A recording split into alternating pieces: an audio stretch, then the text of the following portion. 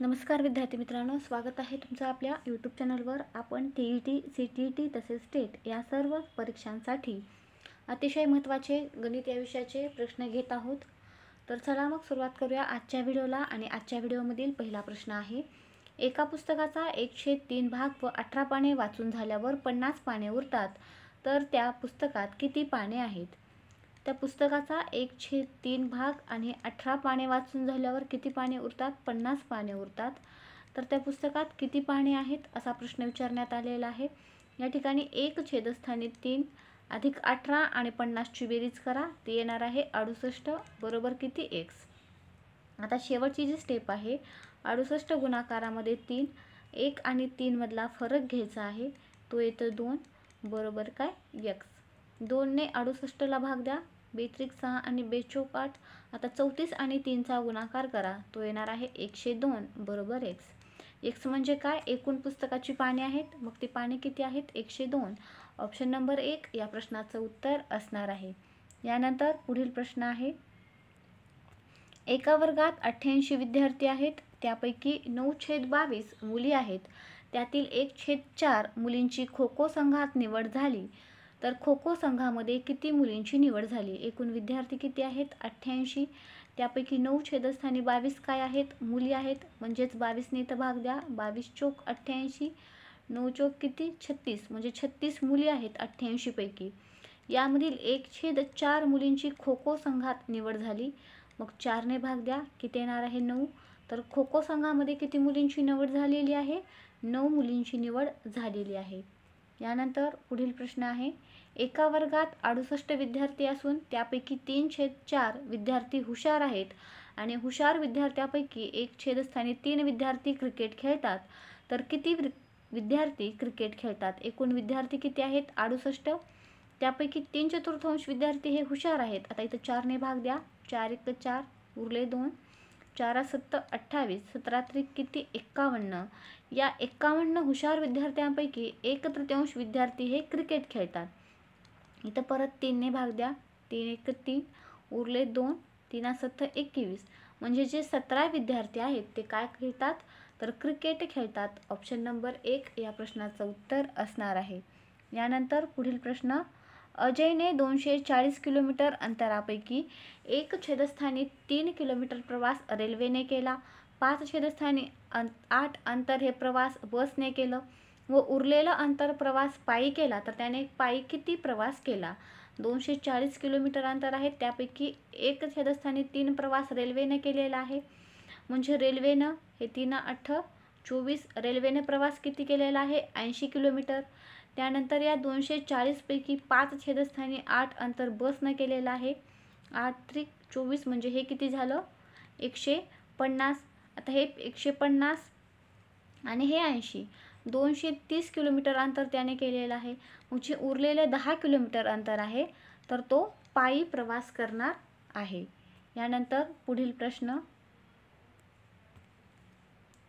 हा प्रश्न असा आहे, 1/1 गुणाकारामध्ये 2 अधिक 1/2 गुणाकारामध्ये 3 अधिक 1/3 गुणाकारामध्ये 4 डॅश डॅश डॅश आहे आणि शेवटचं पद आहे 1/9 गुणाकारामध्ये 10। तर अशा प्रश्नामध्ये जे शेवटचं आहे त्याला फक्त अंश आणि छेद रूपामध्ये लिहायचं आहे, जसं की 9/10, फक्त या पद्धतीने याला लिहायचं आहे। तसे शॉर्ट ट्रिक आहे ही या प्रश्नाची। यानंतर पुढील प्रश्न, एक संख्या आणि त्या संख्येला 1/3 ची बेरीज 24 असेल तर ती संख्या कोणती आहे? आता एक संख्या आहे आणि त्या संख्येची 1/3 यांची बेरीज 24 आहे। 3 ने भाग जाणारी संख्या बघा, या ठिकाणी 28 ला जाणार नाही, 18 ला जाणार नाही, 16 आणि 24। आपण जर 16 घेतलं, 16चे 1/3 काढलं,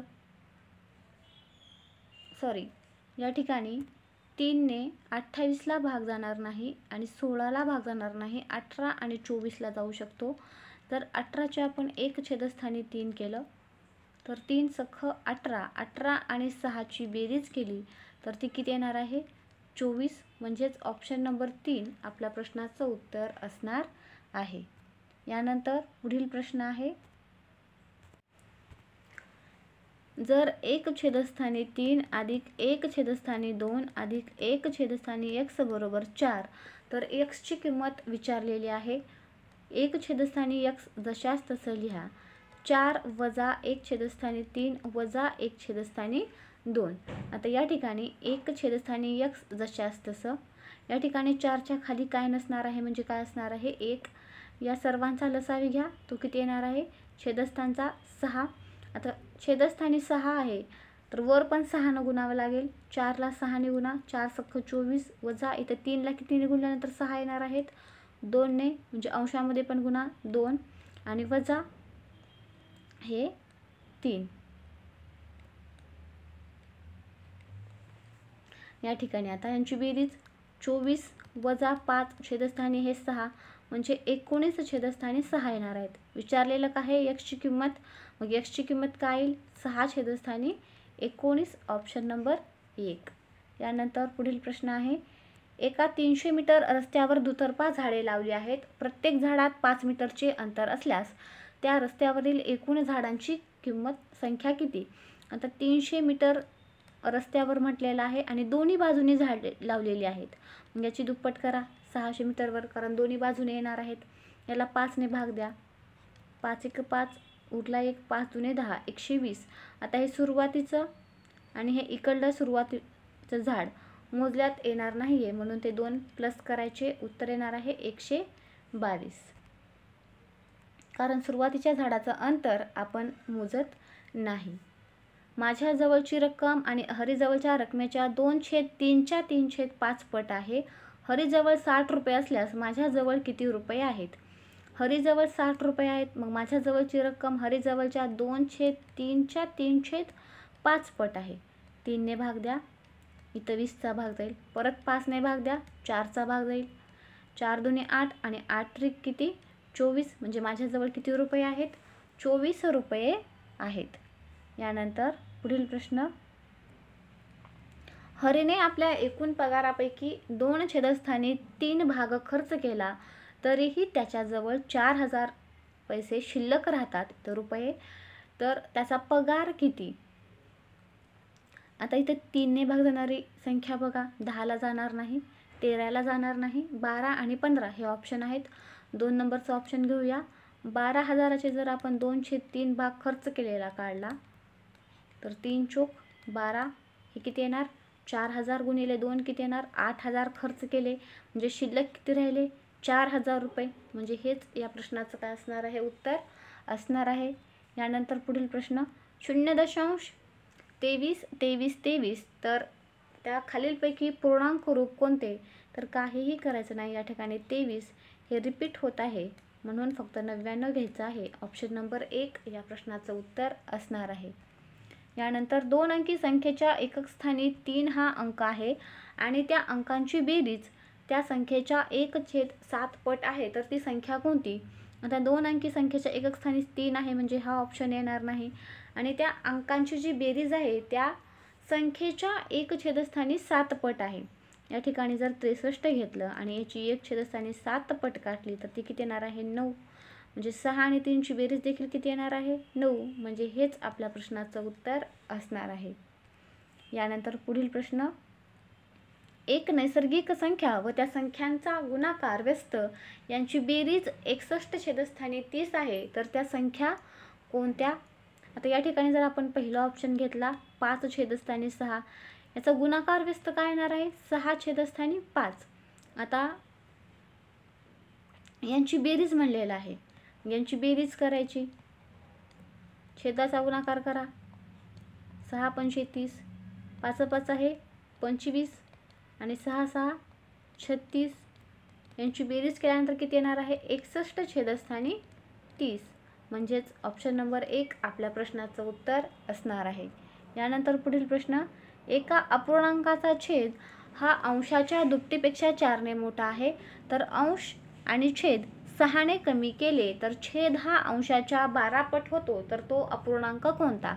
आता या ठिकाणी बघा, अंशाचा जो छेद आहे तो अंशाच्या दुपटीपेक्षा 4 ने मोठा आहे. 7ची दुप्पट 14, 14 + 4 करा, किती येणार आहेत 18, म्हणजे हे बरोबर आहे. या ठिकाणी पाहिलं तर 5ची दुप्पट किती येणार आहे 10, 10 आणि 4 14 यायला पाहिजे होतं. 3ची दुप्पट 9, 9 आणि 4 13, हे पण येणार नाही. एकमेव ऑप्शन आहे.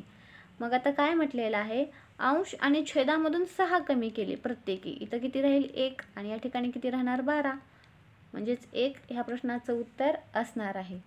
यानंतर पुढील प्रश्न, एका महाविद्यालयात 700 किमतीचे 7 नगदी पुरस्कार द्यायचे आहेत. जर प्रत्येक पुरस्कार अगोदरच्या पुरस्कारापेक्षा 20 रुपयाने कमी असेल तर कमीत कमी किमतीचा पुरस्कार किती? 700 किमतीचे पुरस्कार आहेत, किती आहेत 7, 7ने भाग द्या, म्हणजे जो मध्यभागीचा पुरस्कार असणार आहे त्याची किंमत असणार आहे 100 रुपये. आता 3 इकडे किमती असणार आहेत आणि 3 या पुढच्या किमती असणार आहेत, कारण एकूण 7 दिलेले आहेत आणि प्रत्येकाची किंमत 20 रुपयाने कमी आहे. 100 मधून 20 वजा करा 80 येणार, 80 मधून 20 60, 60 मधून 20 वजा करा 40. सर्वात कमी पुरस्कार किती रुपये किमतीचा असणार आहे 40 रुपयाचा. सर्वात जास्त किमतीचा विचारला तर 100 मध्ये प्लस करा 20 120, परत प्लस करा 20 140 आणि परत 20 प्लस करा 160. यानंतर पुढील प्रश्न आहे, जतीनने 1570 रुपये वाचविताना सविताने जतीनपेक्षा 1936 रुपये जास्त वाचवले तर त्यांनी एकूण किती रुपये वाचवले? 1570 रुपये वाचवताना जतीनपेक्षा 1936 रुपये जास्त वाचवले, म्हणजे 1570 तर वाचवलेच, आणखीन 1936 रुपये वाचवले. या सर्वांची बेरीज करा, उत्तर येणार आहे 5076, ऑप्शन नंबर 1. यानंतर पुढील प्रश्न, सचिन, सेहवाग, धोनी यांनी मिळून 228 धावा केल्या. जर सेहवागने धोनीपेक्षा 12 धावा जास्त केल्या व धोनीने सचिनपेक्षा 9 धावा कमी केल्या असतील तर सचिनने किती धावा केल्या? सचिन, सेहवाग आणि धोनी हे 3 जण आहेत. काय म्हणतं की सेहवागने धोनीपेक्षा 12 धावा जास्त केल्या व धोनीने सचिनपेक्षा 9 धावा कमी केल्या. मग या ठिकाणी धोनीला आपण x मानूया. धोनीने सचिनपेक्षा 9 धावा कमी केलेल्या आहेत, म्हणजे सचिनने 9 धावा जास्त केलेल्या आहेत धोनीपेक्षा, आणि सेहवागने धोनीपेक्षा 12 धावा जास्त केलेल्या आहेत, म्हणजे सेहवागने या 12 धावा जास्त केलेल्या आहेत. आणि एकूण धावा किती आहेत 228. आता मांडणी करून घ्या, x प्लस 12 आणि x प्लस 9 बरोबर किती येणार आहे 228. ची बेरीज करा, 3x प्लस 21 बरोबर 228. आता 228 मधून 21 वजा करा, 207 येतील आणि 207ला 3ने भाग द्या. x ची किंमत भेटणार आहे किती 69 भेटणार आहे. विचारलेलं काय आहे, सचिनने किती धावा केल्या? सचिनने x प्लस 9 म्हणजे 69 मध्ये 9 प्लस करा, हे 9 आणि 9 किती 18, 6 आणि 1 किती 7, म्हणजे किती धावा केलेल्या आहेत 78. ऑप्शन नंबर 1 या प्रश्नाचं उत्तर असणार आहे. x कोणाला घ्यावं जर समजत नसेल तर ज्या एखाद्या व्यक्तीचा 2 व्यक्तींसोबत जर उल्लेख केलेला असेल, जसे की इथं सचिन म्हटलेला आहे, धोनीची तुलना सचिन सोबत पण केलेली आहे आणि धोनीची तुलना सेहवाग सोबत पण केलेली आहे, मग धोनीला काय घ्यायचं x घ्यायचं. यानंतर पुढील प्रश्न, 110 विद्यार्थ्यांना निळा व गुलाबी यापैकी आवडता रंग कोणता हे विचारण्यात आले. प्रत्येक विद्यार्थ्याचा एक तरी रंग आवडता होता. त्यापैकी 60 विद्यार्थ्यांना निळा रंग आवडला तर 70 विद्यार्थ्यांना गुलाबी रंग आवडत असल्याचे सांगितले. तर किती विद्यार्थ्यांना दोन्ही रंग आवडत असल्याचे सांगितले? आता यांची बेरीज करा, 130 येणार आहे. एकूण किती 110, यांची वजाबाकी करा, किती येणार 20, ऑप्शन नंबर 3. यानंतर पुढील प्रश्न,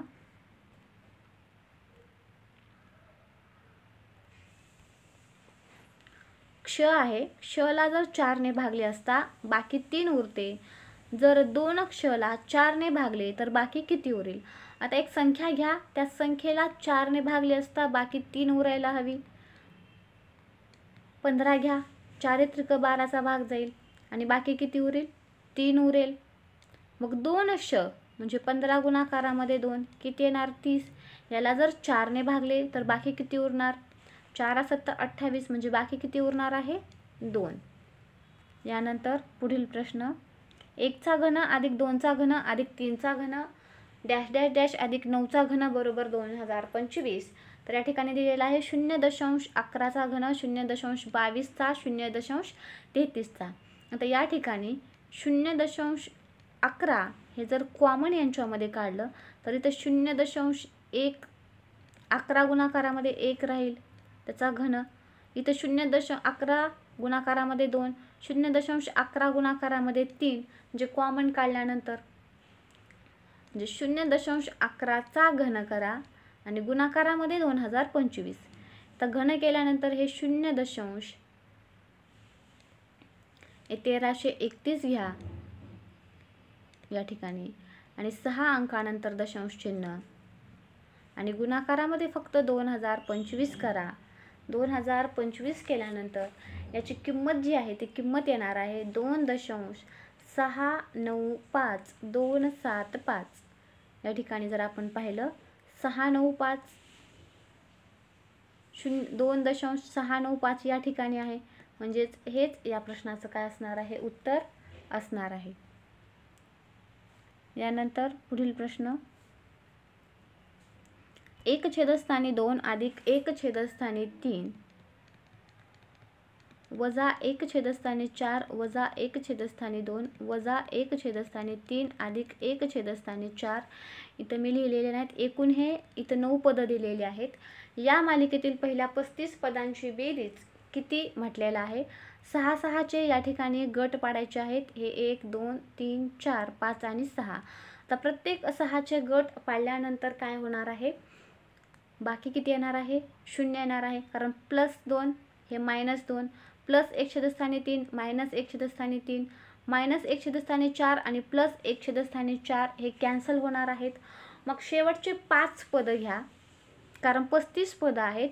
6 6चे गट केल्यानंतर 30 पदं कटून जाणार आहेत आणि बाकी 0 उरणार आहे. मग शेवटचे 5 पदं घेतल्यानंतर काय? 1 छेदस्थानी 2 अधिक 1 छेदस्थानी 3 वजा 1 छेदस्थानी 4 वजा 1 छेदस्थानी 2 आणि वजा 1 छेदस्थानी 3 ही शेवटची 5 पदं शिल्लक राहणार आहेत. मग +1 छेदस्थानी 2 -1 छेदस्थानी 2 कॅन्सल झालं. या ठिकाणी +1 छेदस्थानी 3 -1 छेदस्थानी 3 कॅन्सल झालं. शिल्लक काय राहिलं? -1 छेदस्थानी 4. हेच आपल्या प्रश्नाचं काय असणार आहे? उत्तर असणार आहे. यानंतर पुढील प्रश्न, या प्रश्नाचं उत्तर तुम्ही मला कमेंट बॉक्समध्ये द्यायचं आहे. यानंतर पुढील प्रश्न पाहूया.